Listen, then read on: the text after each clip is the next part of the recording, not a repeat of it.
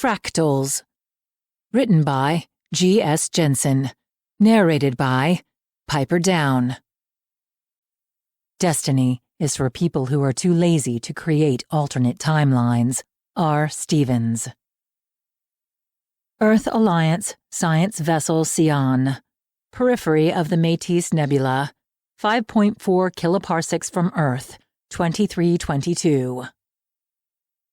Alexis opened her eyes. On the bridge. She peered around, briefly disoriented.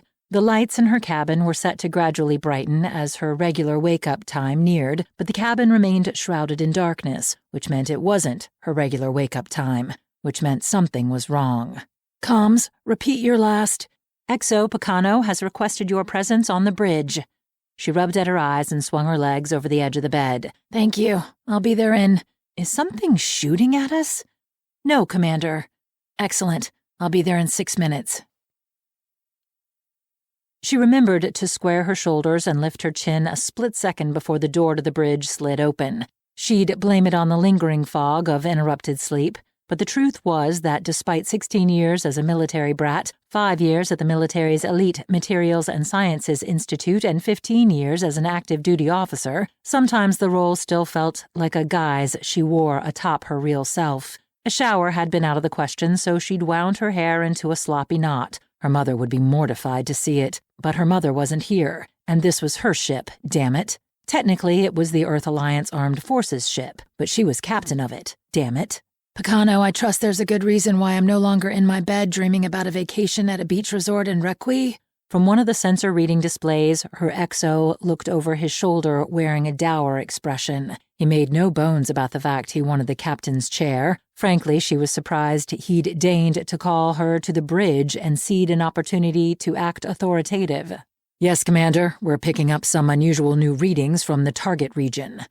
Ah, he'd summoned her on account of there being actual science involved. Though it flew under the flag of the Alliance military, this was first and foremost a research ship, and she was a scientist at heart. This was also why she was the captain, and Picano never would be. Unusual? Well, that's why we're here. Alexis strode over to the monitoring station and nudged Picano out of the way so she could get a closer look. The display was a mess of overlapping waveforms and fuzzy noise. The pulsar beam continued to dominate, and the odd TLF wave that had brought them here had grown significantly in strength overnight, but so had the synchrotron radiation, pulsar, wind, and ionized particles pervasive throughout the nebula, which made it nigh impossible to see whatever might be new. Major Walker, can we clean this up? The chief science officer glanced uncertainly at Picano, who cleared his throat. When we began detecting the new readings, we alerted Mr. Marano. He and Chief Engineer Fernandez are currently in instrumentation, making modifications to the equipment to try to better capture the various signals. We can't alter the incoming feed until they're done fiddling. He may as well have closed with a snarl, so thickly did the derision drip from his words. She gave him a closed-mouth smile. Then it sounds as if instrumentation is where I need to be. The TLF wave had come to the attention of the military's Deep Space Exploration Committee 8 days earlier. Picked up by a custom commercial satellite array recently launched from Seneca, the wave propagated out from the Métis Nebula at a frequency of 0.0419 Hz, except nothing propagated at a frequency that low. Nothing man-made, nothing cosmically made. While the signal was faint, so faint it hadn't previously been detected, it appeared to originate from a millisecond pulsar at the heart of the nebula, which was located in a region of largely unexplored space, well outside the borders of the Earth Alliance. But since millisecond pulsars didn't emit TLF waves, appearances were evidently wrong. It was a mystery ready-made for the EAS Sion to solve. However, because they were heading into unexplored territory and because the term unknown had made its way up the chain of command, she, the ship, was not heading into the Métis Nebula alone. Her armed escort consisted of the 12 warships, not counting fighters, of the 4th Regiment, of the 2nd Brigade Earth Alliance Northeast Regional Command, and 1 consultant.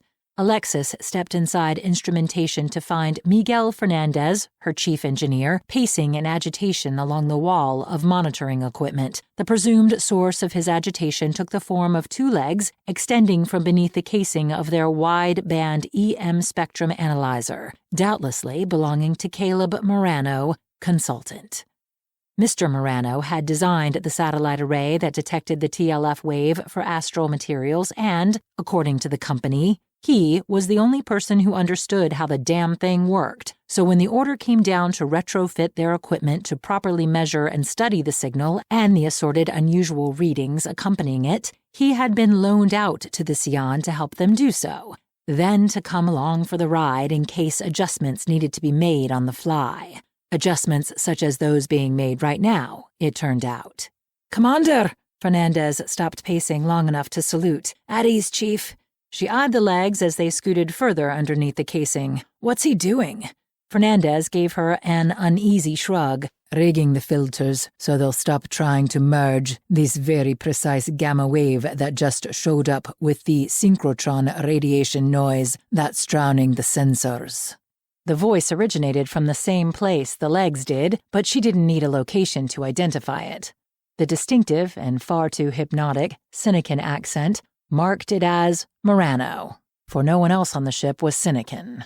Regular quarrels between the Sinecan colonial government and the Earth Alliance politicians in London and Washington had resulted in a notably low military enlistment rate on the colony for the last several decades. Fernandez wore a pained grimace as his distress grew at a stranger, a civilian, tearing apart his equipment.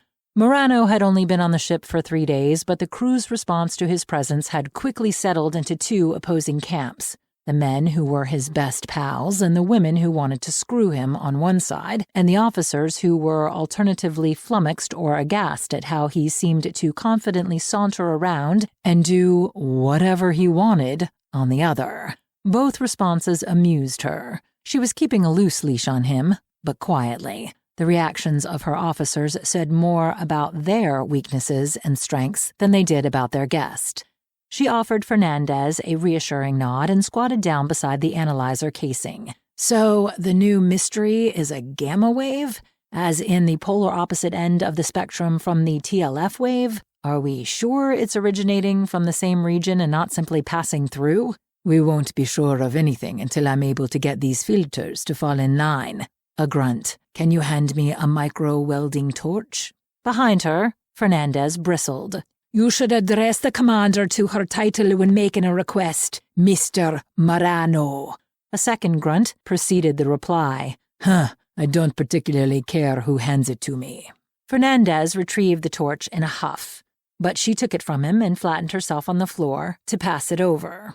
Rich sapphire eyes glittered amid the shadows beneath the casing as one of Marano's hands reached out to take it. "Thank you, Commander." Of course, her own response to his presence on the ship was for her alone. "You're welcome." She stood and straightened out her uniform. "Carry on.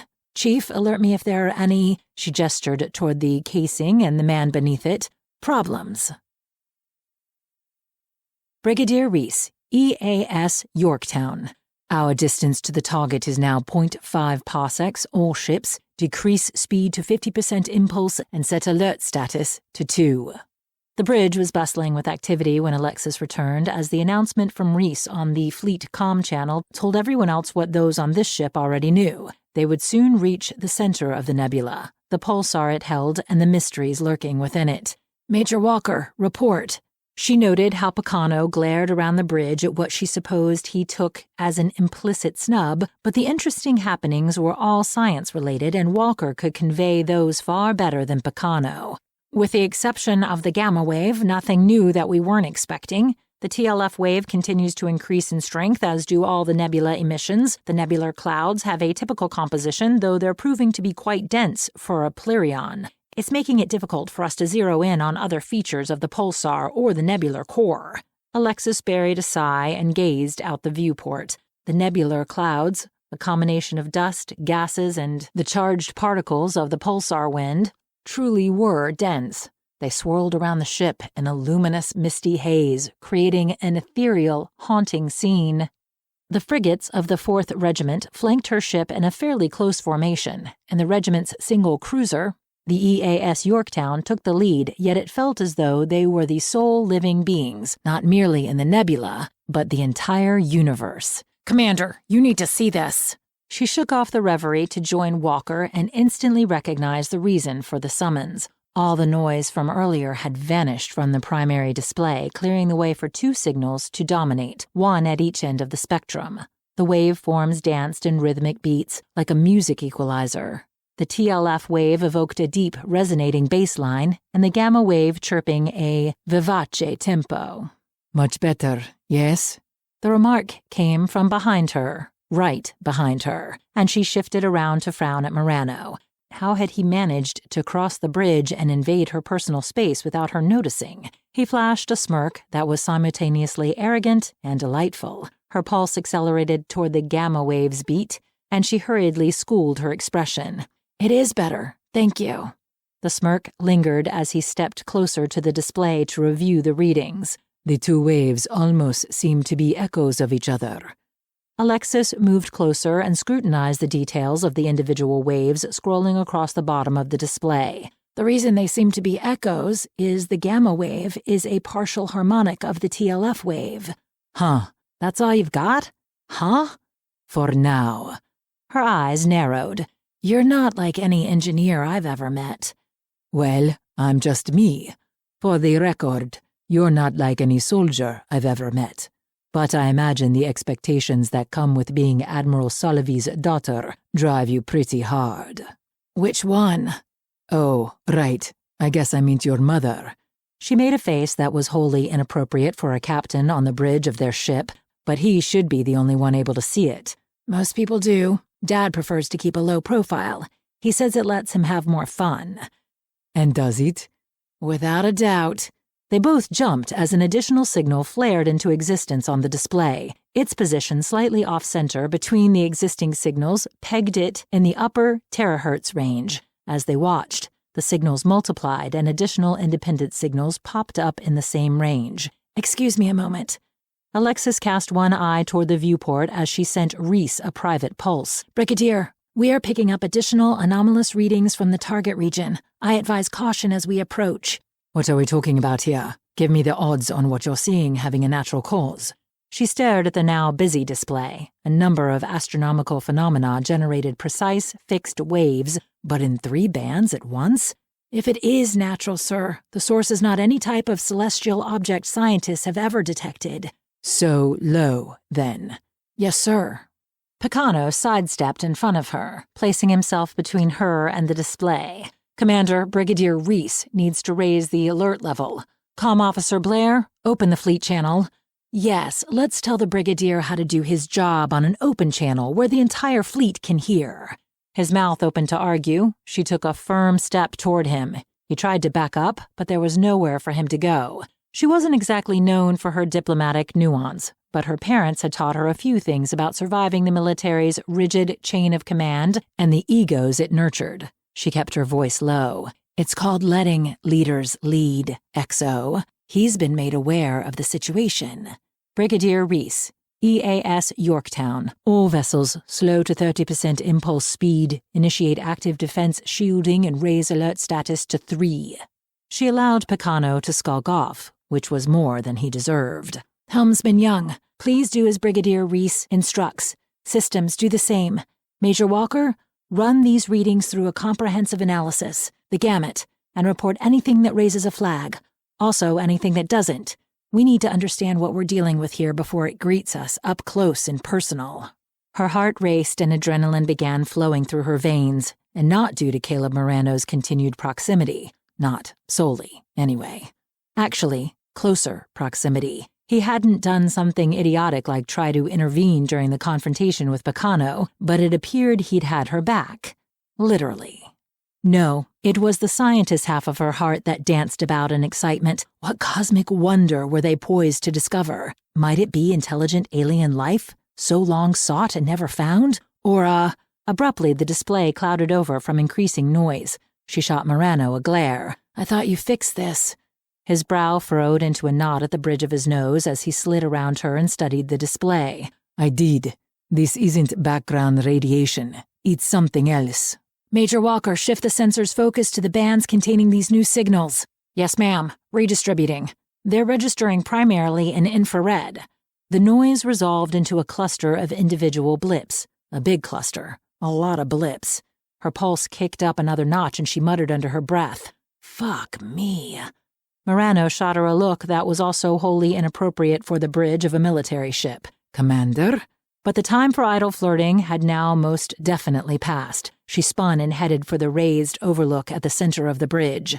"Brigadier, I recommend we move to full combat alert. I believe we have incoming." An insectile vessel zeroed in on the Sion, the spindly arms surrounding its glowing red core stretched outward akin to an octopus grasping for its prey, and the core brightened to a fiery scarlet. "All available power to forward shields. Brace for impact." Alexis had already strapped into her chair, but she gripped the armrest for added bracing. A silver-white beam arced in from port and tore into the attacking vessel, though the beam failed to destroy it. The vessel pivoted and engaged the fighter delivering the beam. "Helmsman, get us out of here before that thing comes back for us." "Yes, ma'am." Young hesitated. "To where?" It was a damn good question. The fleet was completely surrounded by the strange, decidedly alien little vessels. Thousands of them. They were both faster and more agile than the Alliance fighters, and their terrifying scarlet cores directed a weapon as powerful as those wielded by Alliance frigates, of which there were only 10. 5 minutes into the encounter, they swarmed like bees through the battlefield. They had destroyed or disabled 30% of the fighters and 2 frigates. The cruiser's ordnance was able to take them out easily enough, but first it had to hit them, and then there was the part about there being thousands of them. Since it was a military vessel, the Sion was outfitted with decent defensive shielding and 2 reasonable laser weapons. But being a research vessel, it wasn't designed for warfare. The shielding and the weapons were intended to enable it to survive long enough to escape a hazardous situation, which they really should be doing. But this was first contact, a rather rude and violent one, but first contact nonetheless. As a soldier, she couldn't abandon her fleet. As a scientist, she couldn't run from a pioneering encounter with aliens. As an explorer, she couldn't run. Period. But as the captain of a ship carrying 26 crew members and 1 consultant, she had a responsibility to safeguard their lives whenever possible. In Alexis's peripheral vision, a burst of light and debris heralded the destruction of a 3rd frigate. They had to move. "Withdraw 3 megameters and—" "Commander, I'm picking up a new contact on the long-range sensors, and it's massive." "Kindly define massive, Walker." "Initial readings indicate an object greater than 2 kilometers in length and 400 to 500 meters in width. It's approaching rapidly from the center of the nebula, from the origin point of the TLF wave. Do we have a visual?" "1 second. On screen." The vessel's hull was inky black against the glow of the nebular clouds, and florid streaks of scarlet light ran bow to stern. No filmmaker had ever dreamed up a monster so ominous as this ship. She swallowed and tried to remember everything her father had taught her about space battles, about commanding. "Get this feed to Brigadier Reese, to everyone. Helmsman, take us on a heading 40 degrees starboard." The floor of the bridge shuddered as the ship lurched sideways and alarms klaxoned. "Are we hit?" "A glancing blow. It doesn't look as if we were the target. Shields at 64%. 40 degrees starboard, helmsman." As they veered off in a gambit to escape the crisscrossing fire that was transforming the battlefield into chaos incarnate, the enemy behemoth arrived on the scene. It dwarfed every other vessel present by orders of magnitude. It would dwarf an Alliance dreadnought. Panicked chatter flooded the fleet comm channel, but her own reaction was a far calmer, "This is not good."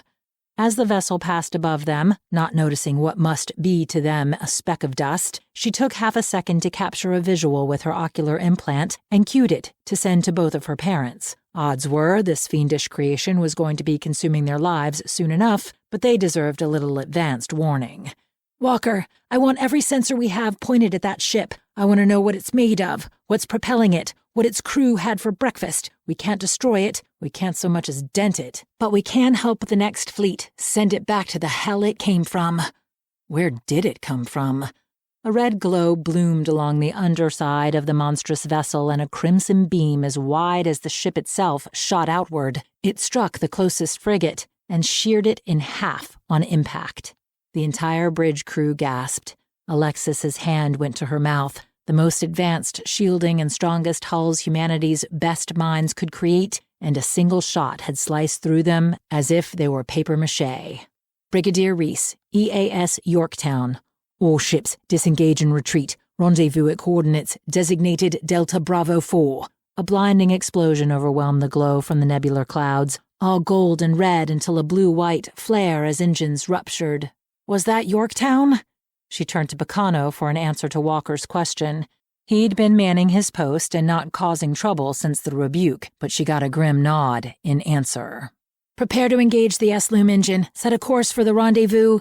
Her voice trailed off. As her attention was drawn to the instrument monitoring station, Walker and Marano stood together, huddled at the display controls and whispering furtively. Mr. Marano, I told you to strap into a jump seat.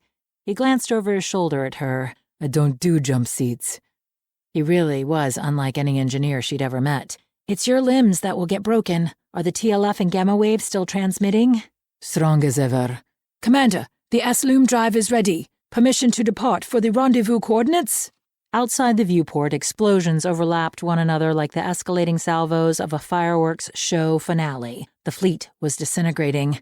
They could be the next target any second. They would be the next target any second. But if this first contact was not also final contact, they needed to know everything possible about their new enemy. The big shots at Strategic Command in Vancouver needed intel if they were to stand a chance in hell of defending against ships such as this.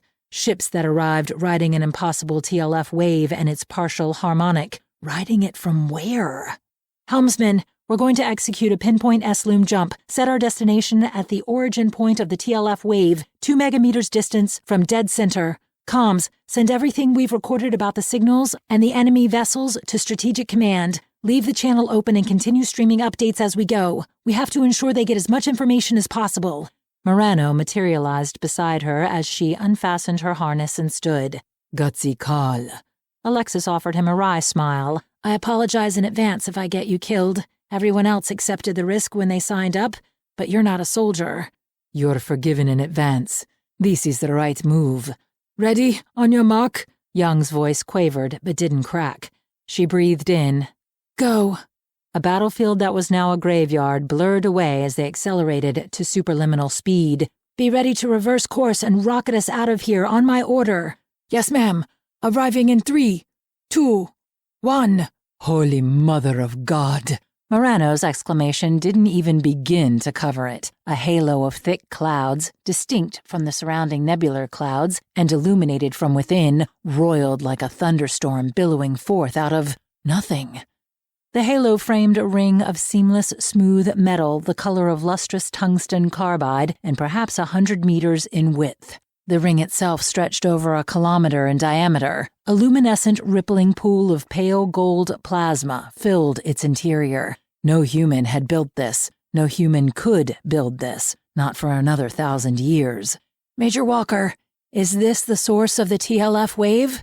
What? Walker shook himself and directed wide eyes at the instrument readings. Sorry, yes ma'am. And the gamma wave. The terahertz signals we picked up earlier are now centered around the, ships we encountered. Interesting. Make sure Strategic Command knows that. Helmsman, swing around toward the other side of the ring. Let's see. The ring vanished. It didn't zoom off or fade away. In the span of a blink, it straight up disappeared. What the? Commander, the gamma wave has stopped transmitting. Completely? Marano rushed back over to the instrument monitoring station, and Walker willingly ceded it to him.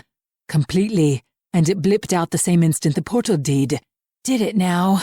He stared at her curiously. Are you thinking what I'm thinking?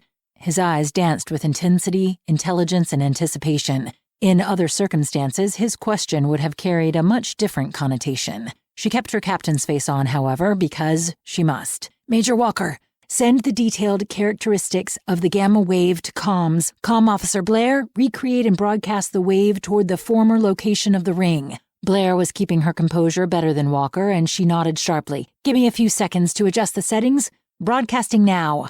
Out of the nothingness, burst forth a perfect circle of obsidian metal. Plasma poured out of the same nothingness to fill the ring as before. A few whistles and whoops erupted from the crew as excitement began to catch on. Marano returned to her side wearing a smirk that was almost a smile. "I guess you were thinking what I was thinking." She shrugged with forced nonchalance, as if they weren't one wrong decision away from certain death. "Harmonics. The waves were obviously linked to each other and to this object." "So, what now?" She considered the ring and its rippling plasma. At any minute, more of those horrific ships could start emerging from its deceptive tranquility. "We need to know where and what is on the other side." "So it would seem." "Right then. Comms. I'm readying a message to accompany the last of the data stream to Strategic Command. This is Commander Alexis Solovy of the EAS Sion. The 4th Regiment, 2nd Brigade, Northeast Regional Command has been decimated by attacking vessels of unknown origin." That's not precisely true. Readings suggest their origin is an artificial ring structure located at the center of the Métis Nebula as shown in the attached visuals. An emergency rescue team is requested at the coordinates Delta Bravo 4, where any surviving ships will rendezvous. The most recent position of the attacking vessel was the vicinity of the attached coordinates as of 1432.0620 Galactic, but their current location or course are not known. If this structure is in fact the origin of the hostile vessels, it is a portal of some kind. I am taking the Sion through this portal in an attempt to acquire further information on what can only represent an alien intelligence possessing technology far more advanced than our own. We will endeavor to return with vital intel as swiftly as possible so that it can aid in our defense against any adversary which appears to be antagonistic toward us." She sent the message to Blair and took a deep breath. "Open the ship-wide comm. Crew of the Sion. This is the captain speaking. I apologize for my brevity, but we have to get moving. You joined the military because you wanted to protect humanity. You joined the crew of a scientific research ship because you wanted to expand the boundaries of humanity's knowledge. At least, I hope you did. We now have the chance to do both, albeit at great risk to our own lives. I take full responsibility for this action, though I recognize this is cold comfort if it ends badly. Let's hope it doesn't." She shut off the comm and gazed out at the imposing yet eerily beautiful ring, and then her eyes drifted to the man standing beside her. Over the brief course of the dizzying crisis, they'd somehow become allies and possibly partners. "You realize we could die simply by going through?" Marano nodded stoically. "We could die at any minute of any day. It's what we do while we're alive that matters." A lesser woman than she would definitely have swooned. As it was, she forced herself into a stilted military posture once more, lifted chin and all. "Everyone, brace for impact. Helmsman, 10% impulse speed. Take us through." I shut down the simulation with an existential sigh, then settled in and waited for the inevitable consequences of doing so. It didn't take long. The testing director flitted into the control room broadcasting a fit of agitation.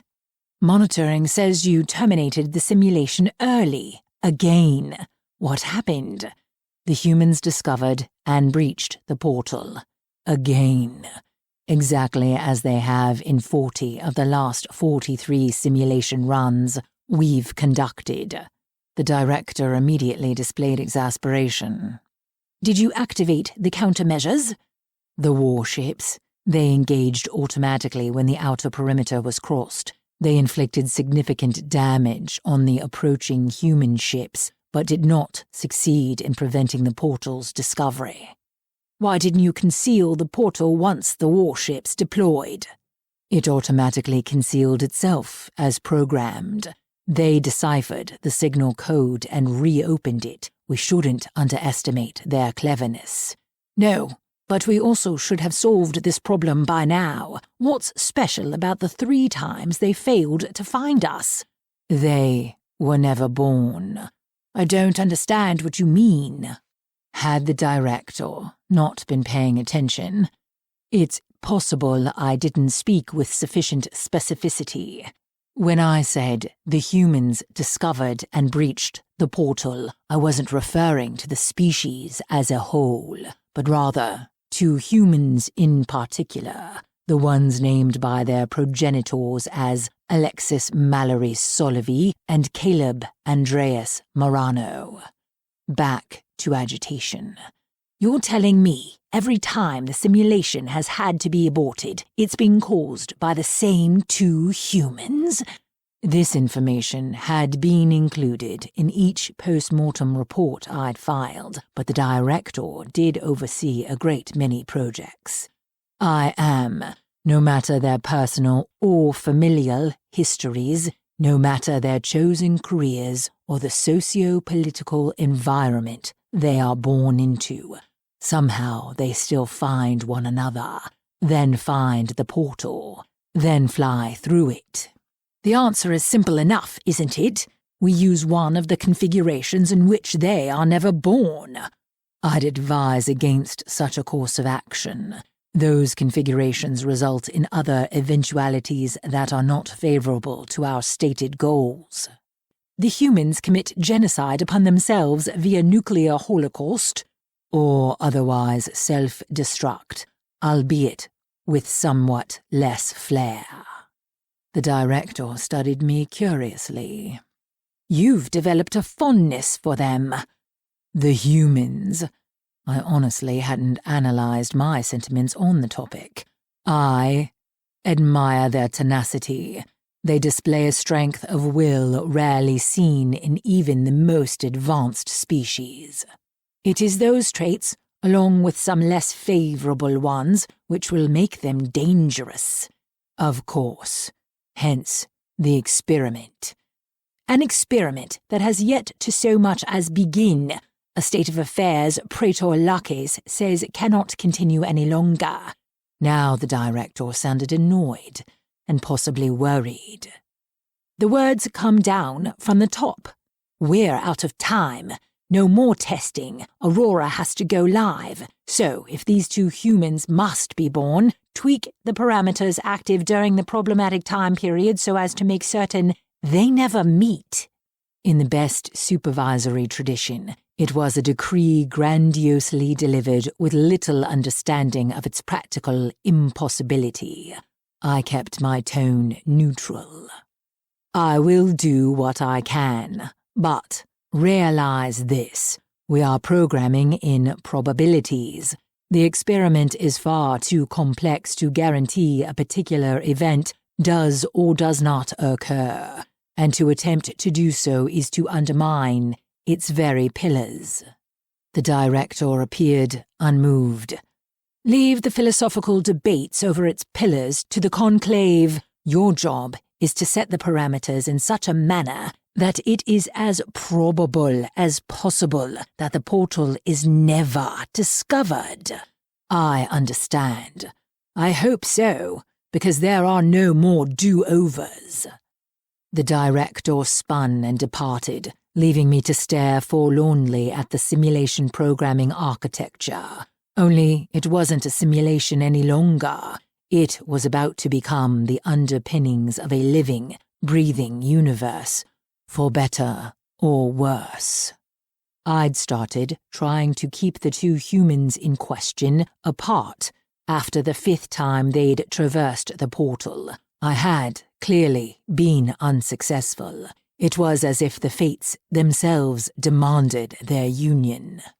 The closest I had come were with configurations where civil war erupted between the current governing authority and a group of rebelling colonies led by Seneca. Such a war had a profound impact on both individuals and changed the course of their lives. In the end, it didn't matter, though, and the outcome was the same. But it was the best I could do. And if, despite all the obstacles placed in front of them, Alexis Solovy and Caleb Marano nevertheless found one another, the portal, and ultimately the truth about humanity's existence, well, who was I to argue with the will of the fates? Aurora Universe.